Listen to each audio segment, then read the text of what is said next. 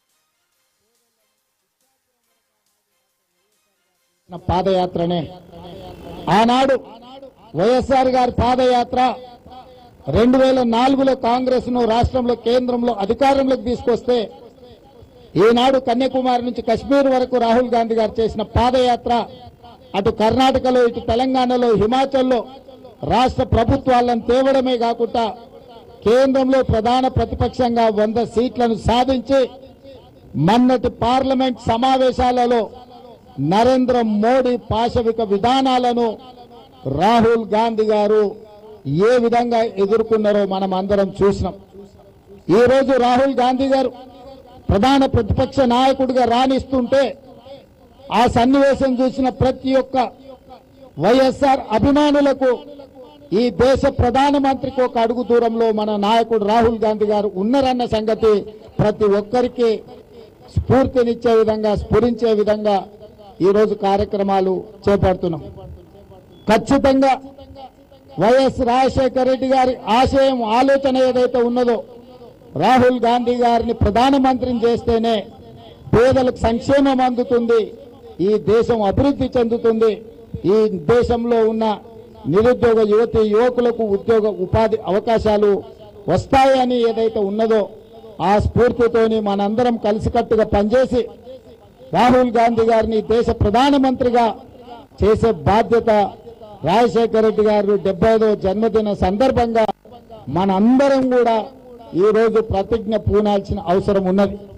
ఈ రోజు రాహుల్ గాంధీ గారి కుటుంబానికి పదవి పెద్ద విషయం కాదు. వాళ్ళ ముత్తాత పండిత్ జవహర్లాల్ నెహ్రూ గారు ప్రధానమంత్రిగా చేసింది, వాళ్ళ నాయనమ్మ ప్రధానమంత్రిగా చేసింది, వాళ్ళ తండ్రి రాజీవ్ గాంధీ గారు ప్రధానమంత్రిగా చేశారు, వాళ్ళ తల్లి 2 సార్లు ప్రధానమంత్రి అవకాశం వచ్చినా వదులుకొని మేధావి అయిన మన్మోహన్ సింగ్ గారిని ప్రధానమంత్రిని చేసింది. రాహుల్ గాంధీ గారు కూడా అనుకుని ఉంటే 2004 నుంచి 2014 లోపల దేశానికి ప్రధానమంత్రి అయి ఉండేవాడు. కానీ ఈనాడు చారిత్రాత్మకమైన అవసరం ఉన్నది.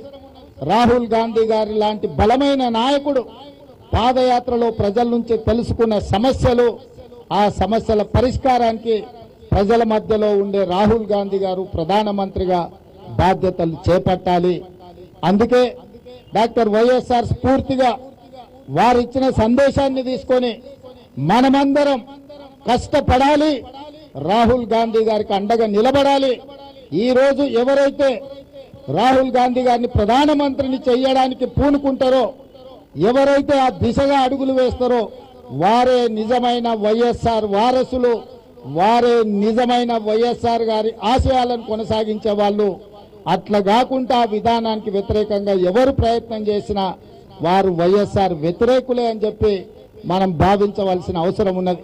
అందుకే ఈరోజు ఈ వేదిక మీద నుంచి మా పెద్దలు బట్టి విక్రమార్క గారు వైఎస్ఆర్ ఆశయం అంటే సంక్షేమం, వైఎస్ఆర్ ఆశయం అంటే రాష్ట్ర అభివృద్ధి, వైఎస్ఆర్ గారు ఆశయం అంటే ఈ దేశంలో కాంగ్రెస్ అధికారంలోకి వచ్చి పేదల కోసం పనిచేసే రాహుల్ గాంధీ గారు ప్రధానమంత్రిని చేయడమే.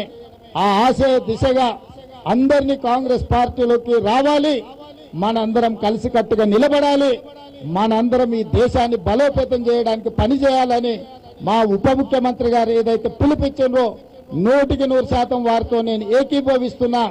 వారి పిలుపును నేను పిసిసి అధ్యక్షుడిగా సమర్థిస్తున్నా.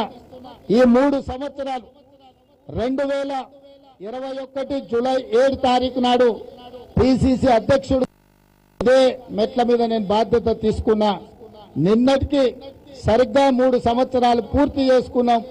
ఈ 3 సంవత్సరాలలో ఎన్నో ఒడిదుడుకులను ఎదుర్కొన్నాం. శాసనసభ ఎన్నికల్లో ప్రభుత్వాన్ని తెచ్చుకున్నాం. పార్లమెంట్ ఎన్నికల్లో అత్యధిక శాతం ఓట్లు 8 సీట్లు సాధించుకున్నాం. ఈ స్ఫూర్తిని కొనసాగిస్తూ ఈ రోజు పార్లమెంట్ ఎన్నికల్లో అత్యధిక శాతం ఓట్లు 8 సీట్లు సాధించుకున్నాం. ఈ స్ఫూర్తిని కొనసాగిస్తూ ఈ రోజు రాజశేఖర రెడ్డి గారి జన్మదినం సందర్భంగా కాంగ్రెస్ పార్టీ కోసం కృషి చేసిన 35 మందికి ఈ రోజు మనం కార్పొరేషన్ చైర్మన్ పదవులు ఇచ్చినాం. ఎవ్వరు కూడా అందులో పౌరకారులు లేరు, ఎవ్వరు కూడా పనిచేయని లేరు.